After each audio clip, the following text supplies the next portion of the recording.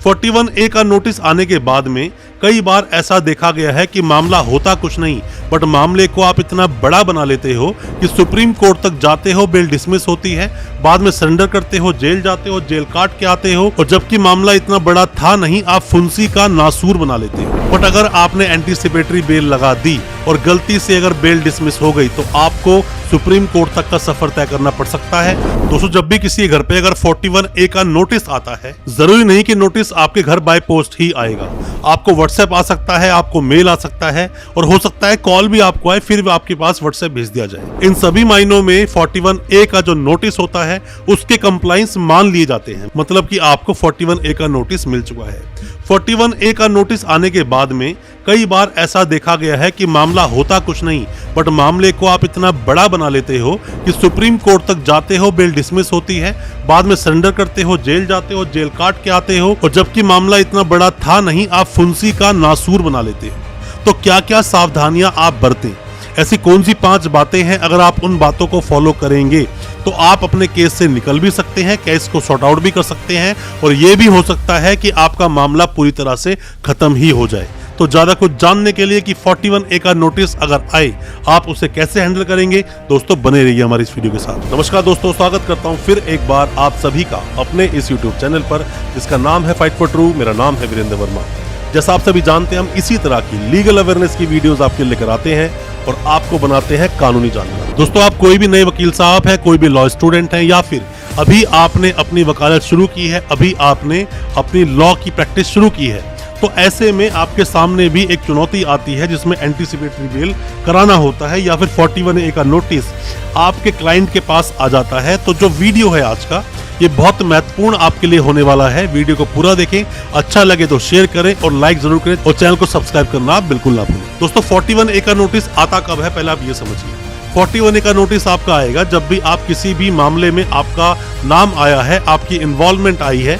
अब वो इन्वॉल्वमेंट हो सकता है कि आपके अकाउंट में कोई पैसे आए हो सकता है आपके अकाउंट से कोई पैसे गए हो, या ये भी हो सकता है किसी भी मामले में थोड़ी सी पूछताछ पुलिस को करनी हो, या फिर साइबर सेल से भी 41A का नोटिस आ सकता है।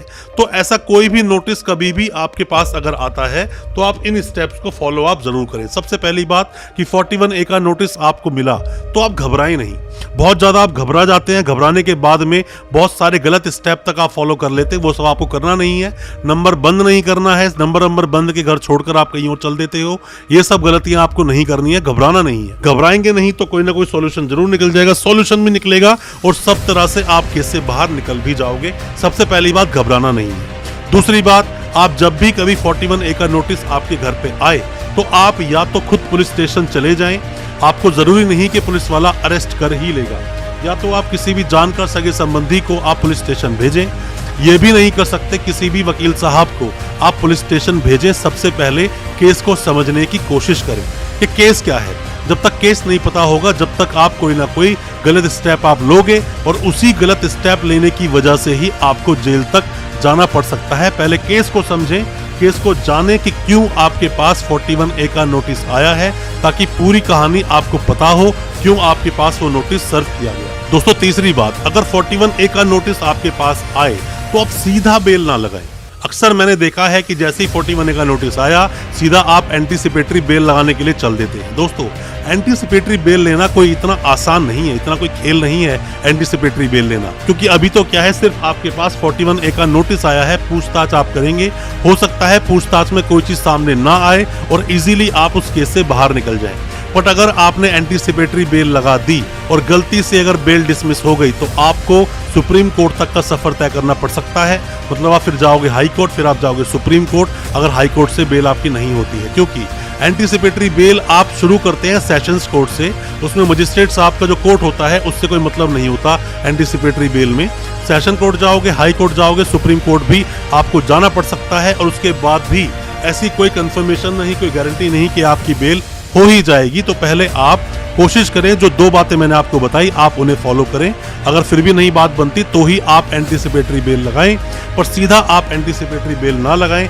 आपका केस बिगड़ सकता है, खराब हो सकता है, आपको समस्या हो सकती है। चौथी बात दोस्तों कि अक्सर मैंने ये देखा है कि जब भी कोई एंटीसिपेटरी बेल लगाता है या फिर 41A का नोटिस किसी घर पे आता है तो वो सबसे पहले नंबर बंद कर लेता है, फोन बंद कर लेता है, घर से फरार हो जाता है। दोस्तों मान लीजिए आप बेल लगा रहे हो, बेल अगर आप लगा रहे हो, बेल तो खैर आपको लगानी ही पड़ेगी अगर 41A के नोटिस में आप जाकर पुलिस के साथ कोऑपरेशन नहीं करते हो, साथ में जो उनकी इन्वेस्टिगेशन है उसमें सहयोग नहीं करते हो तो।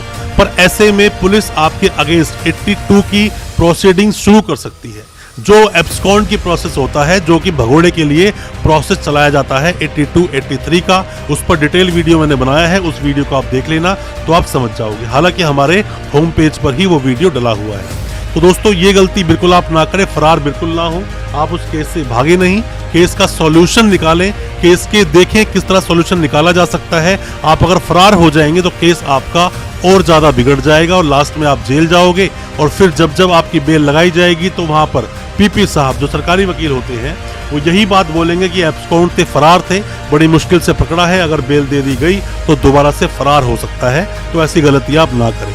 पांचवी बात, जो पांचवी खास बात मैं आपको बताना चाहूंगा दोस्तों, वो ये है कि हो सके तो आप ऐसे मामले में अगर पैसे का लेन देन किसी भी इंसान से है तो आप उसे कंपाउंड करें, क्योंकि जो चीटिंग का मामला है 420 का अगर मामला बनता है तो कंपाउंडेबल है। तो उसमें बैठकर हो सकता है आपकी किसी भी तरह से सहमति से राजीनामा हो जाए। राजीनामा अगर होता है तो आप कर लें, उससे आपका केस खत्म हो सकता है, केस खत्म भी हो जाएगा, इजीली आप निकल भी जाएंगे। और अगर झूठा केस आपके ऊपर हुआ है तो राजीनामा करने की कोई जरूरत नहीं, केस को आप फाइट कीजिए, उस केस से आप निकल जाएंगे, बरी भी हो जाएंगे। हो सकता है आप केस को क्वैश भी करा पाएं, पर झूठे केसेस को फाइट करना चाहिए। ऐसे राजीनामा आप करते हो, पैसा भी भरोगे और साथ में परेशान भी रहोगे, ये चीजें ठीक नहीं। छठा पॉइंट दोस्तों आपको बताना चाहूंगा कि कभी भी मामला अगर कुछ इस तरह का होता है कि जो पूरी तरह से फेक है, फर्जी है, झूठा है, तो ऐसे में आपको क्वेश्चन लगानी चाहिए। मतलब कि आपको हाई कोर्ट या सुप्रीम कोर्ट जाना चाहिए क्वेश्चन के लिए। क्वेश्चन के लिए आप जब जाते हैं तो इसमें आप एफआईआर को क्वैश करवाते हैं, मतलब कि एफआईआर नहीं बनती, एफआईआर मेरे ऊपर नहीं होनी चाहिए और जो एफआईआर हुई है वो फेक है, फर्जी एफआईआर है। तो ऐसे में आप क्वैश जरूर लगाएं। अगर आप मान लीजिए बेल लगाने नहीं भी जाते हैं, आपने एंटीसिपेटरी बेल नहीं भी लगाई है, तो सीधा आप क्वेश्चन के लिए भी जा सकते हैं, ये भी आपके पास एक प्रावधान है। पर 41A का नोटिस आए तो डरे नहीं, घबराए नहीं, फरार ना हो, आप फोन बंद ना करें, चीजों का डट के सामना करें। कोई भी किसी भी तरह की सपोर्ट, हेल्प आप चाहते हैं, हमसे आप कांटेक्ट कर सकते हैं, या फिर कमेंट बॉक्स में जाकर आप कमेंट करें या हमें व्हाट्सएप करें, हो सकता है हम आपकी कोई इसमें मदद कर सके। दोस्तों अच्छा लगा आज का वीडियो, हमारी वीडियो को ज्यादा से ज्यादा अपने दोस्तों, परिजन, परिवार तक शेयर करें ताकि वो भी अपने आप को कानूनी जानकार बना सके। और अच्छा लगा आज का वीडियो, हमारे चैनल को भी सब्सक्राइब करें, साथ में लगा बेल आइकन जरूर दबा दें ताकि इसी तरह की लीगल अवेयरनेस की वीडियोस दोस्तों आप तक पहुंच सके सबसे पहले। बहुत बहुत शुक्रिया दोस्तों, धन्यवाद हमारे इस वीडियो के साथ बने रहने के लिए।